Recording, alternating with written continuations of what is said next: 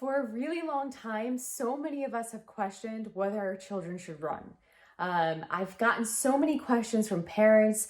I've gotten questions from colleagues saying, no, what's the best thing? When should my child start running? How long should they run? Should I let them run with me? And you know what? Well, this week, a consensus statement in regards to youth running was released in the British Journal of Sports Medicine. And I was super pumped to bring this information to everybody because something that a lot of us have been waiting for a really, really long time. The unfortunate part about this is that some of the information that we've been looking for is still not well researched. It's not necessarily what we want to know, but you know what? It's a start, and that's the most important part.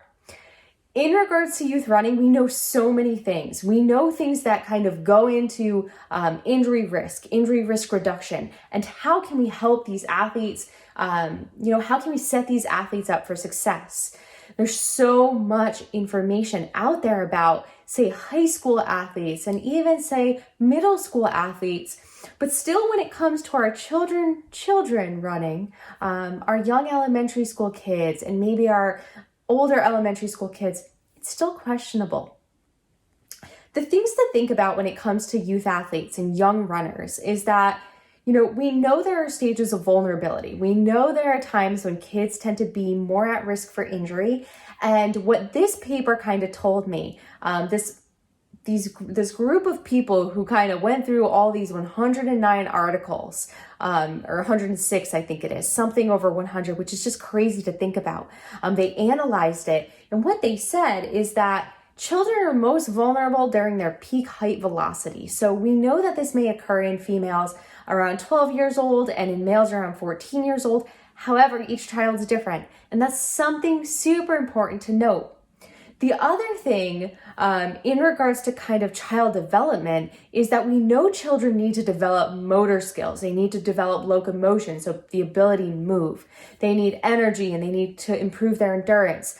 So free play is extremely important. 60 minutes of kind of this randomized play a day is so important to a child's development. So say instead of going on a run, children free play, that's actually probably what should be done because it's just going to help this child or help children develop over time a little bit better.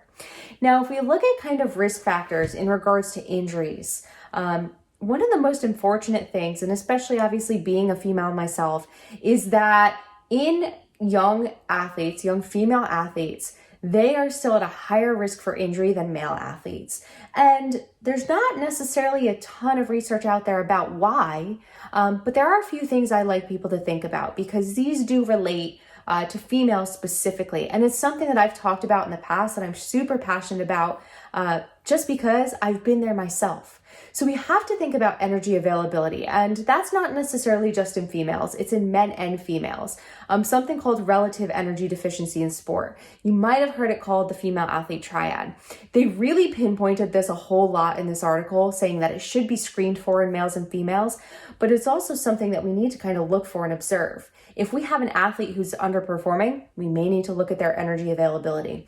If we have an athlete who's continuously injured, we need to make sure we look at their energy availability. And what that basically means is, are these athletes taking in enough energy, food, to really control their performance and perform well?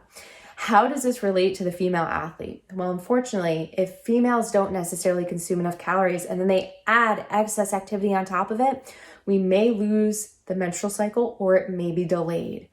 The unfortunate part about a delayed menstrual cycle is, say somebody is 15 years old and has not had their first yet.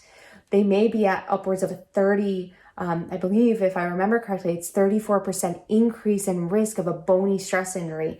And if a female athlete loses their menstrual cycle or it's very irregular, this may also be a higher risk factor for bony stress injury or stress fracture or injury in general. Children actually, off the subject of kind of female athletes, but any athlete who is a multi-sport athlete is actually found that they have less injuries amongst them. And the reason being, this is something that has been spoken about in the past, but children develop well with multi-directional, unpredictable and multi-planar movements. So basically, kids should move, they should run, they should jump, they should cut in order to help develop their bone health, and also just to keep them healthier. Incorporating movement patterns, learning more coordination, stuff like that. It's so important because if we think about it, running is a continuous, repetitive sport. It's the same thing over and over and over again, the same stride sequence, the same foot strike. We need to make sure athletes are prepared for that, and we do that by incorporating things such as plyometrics and strength training and kind of this varied neuromuscular training over time. We can't just have an athlete run and expect them to continue to stay healthy running, especially if they haven't been prepared to do so. And remember, strength training is imperative in runners. And they didn't necessarily talk about strength too much, but we do know it's extremely important. All right. Now, when we come to kind of the nitty gritty of the things that we love to hear, we want to know, how often should my child run? When should they run? Does it matter if they run before a season? Can they just go out and start? Well, these are the things to think about. And I also have some distance recommendations, which I know are really what everybody wants to hear. So in regards to children running, frequency, duration, intensity, we know from generalized research, if a child participates in a sport more than 8 months of the year, then we know they may be at risk of an overuse injury. The other thing that we know may kind of contribute to injuries among children is the fact that if they participate, and it's difficult to kind of think. So say if they participate more than 3 hours, okay, more than their age in a sport. So if somebody's say 10 and they're kind of doing 14 hours of a certain sport a week, they're at a greater risk for injury because of that. Think about that. And that doesn't necessarily just include one sport, that includes all sports. So if you have an individual or a child who is a dancer, a runner, a soccer player, a gymnast, those all count. It's hard to think that because so many of us have children. I don't have children yet, but have children doing so many different activities a week. Think about that a little bit. The other thing, children need rest days. Yes, I said it. They need rest. They need time to cool off. And what's recommended? At least 1 day a week of rest is recommended, but also say a few weeks off every few months.